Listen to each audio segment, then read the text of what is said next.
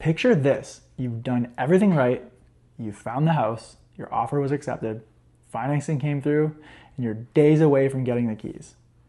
And then on closing day itself, the deal almost falls apart. Not because of the market, not because you got outbid, but because of a single detail nobody warned you about. I've watched this happen to buyers who did absolutely everything else correctly.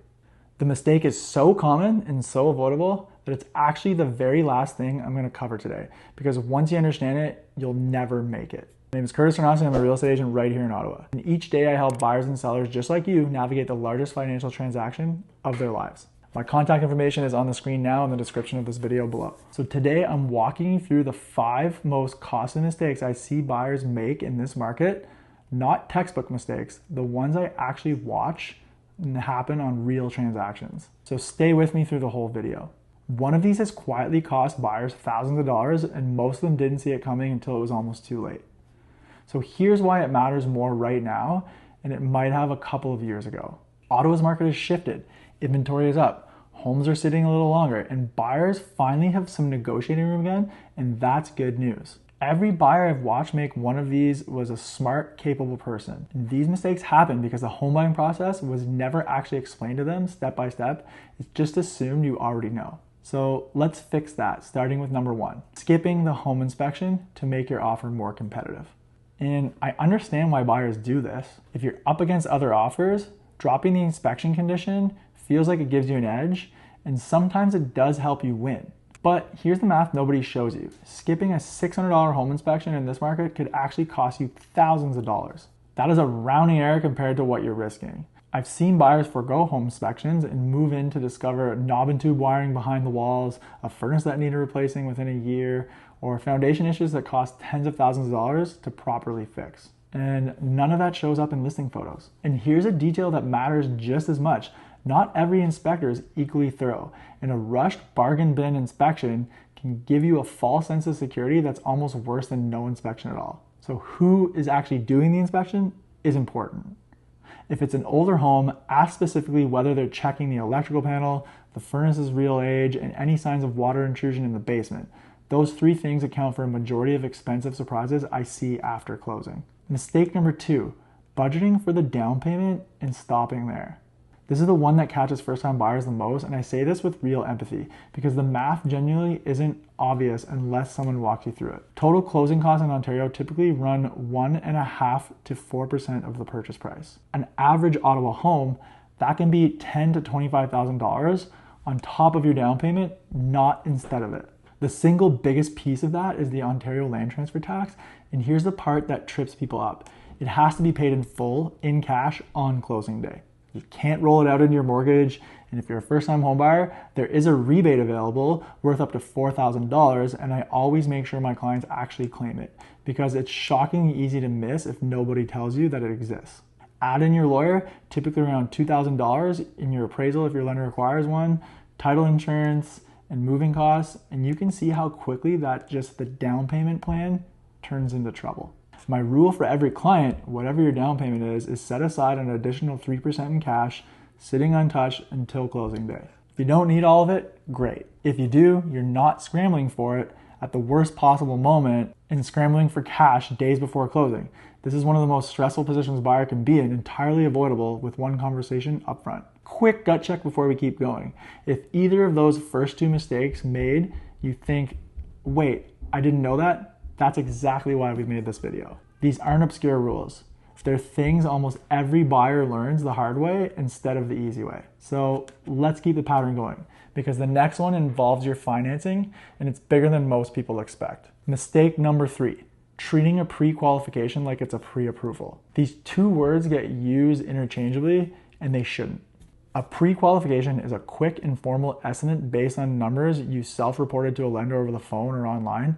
Takes minutes and it's not a commitment from anyone. A real pre-approval involves the lender actually verifying your income, your debts, and your credit, and it gives you a number that you can genuinely rely on. I've watched buyers fall in love with a house, write an offer based on a pre-qualification, and then they find out during underwriting that the real number is meaningfully lower than what they thought. There's a second layer here too. If your down payment is under 20%, you're required to carry mortgage default insurance, and that adds a real cost on top of your mortgage that a lot of first-time buyers forget to factor in when they're mentally calculating their monthly payment. And that's not optional. And before you ever start touring homes seriously, get an actual pre-approval in writing from a mortgage professional who has pulled your credit and verified your documents. Costs you nothing, takes a few days, and it means every offer you write from that point forward is built on a real number instead of a guess. It also gives you something that's just valuable in competition situation. A seller and their agent take your offer far more seriously when you can see it's backed by a real verified approval instead of a napkin math estimate. So mistake number 4, not knowing about the property tax adjustment on closing day. This one's almost never mentioned to buyers ahead of time, and it genuinely surprises people. The seller has already prepaid their property taxes for the year, which is common. You actually owe them a back prorated share for the portion of the year you'll own the home. On a home with a $5,000 annual tax bill, depending on when in the year you close, that adjustment can land anywhere from $2,000 to $3,000 due in cash on top of everything else on closing day. This isn't a scam, and it isn't a fee anyone is hiding from you. It's just a standard part of how closing adjustments work in Ontario, and it rarely gets explained clearly before someone is already sitting in the lawyer's office looking at the final numbers. The same logic applies in reverse if you're closing at a different point in the tax year. So this isn't always working against you, but you need to know which direction it's going to go in your specific closing date. The fix is simple. Ask your lawyer for a full breakdown of closing adjustments as early as possible, not the day before closing, so there are zero surprises when you're staring at the final statement of adjustments. So here's one I told you about at the very beginning. This is the mistake that has nothing to do with your finances, nothing to do with the house itself, and it's the one that can blow up a deal in the final 48 hours after everyone thinks the hard part is already over. Mistake number 5, assuming closing day just happens on its own. And by the time you get to closing, it feels like the deal is done, financing approved, inspections passed, conditions are removed, but closing day has its own logistics, and it's where I've seen otherwise smooth deals nearly fall apart. A few of the biggest ones, if you're pulling funds from an FHSA or an RRSP under the home buyer's plan, or received a gifted down payment, those need to be arranged well in advance before closing, not the week of, because the paperwork and processing time catch people off guard constantly. And if your lender is slightly slow finalizing documents, or there's one small unmet condition sitting in the file, your mortgage funds may not arrive on time, and that can delay the entire closing. And on top of that, if you skip your pre-closing walkthrough and you have no way of confirming the property is actually in the condition it's supposed to be before you legally own it, that can be a problem too. None of these individually are complicated, but stacked together and left unaddressed until the last minute, they're exactly how a closing day goes from routine to genuine crisis. And I've seen buyers show up for their walkthrough to find appliances removed that were supposed to stay, or arrive at the lawyer's office without the certified funds ready because their bank needs 48 hours notice that nobody mentioned. Every one of these situations is fixable, but only because there was enough time left to fix it. The fix is not complicated either. Confirm every piece, your funds, your lawyer's documents, your final walkthrough, at least a full week out, not the day before. The one habit alone prevents nearly every closing day emergency I've ever seen, and it's the single biggest difference between buyers breezing through their closing and buyers who spend it in panic. And so they're there, skipping the inspection to win a bidding war, budgeting only for the down payment, confusing a pre-qualification with a real pre-approval, forgetting the property tax adjustment, and the one that started this whole video, treating closing day like it actually takes care of itself, when actually the moment demands the most attention of all.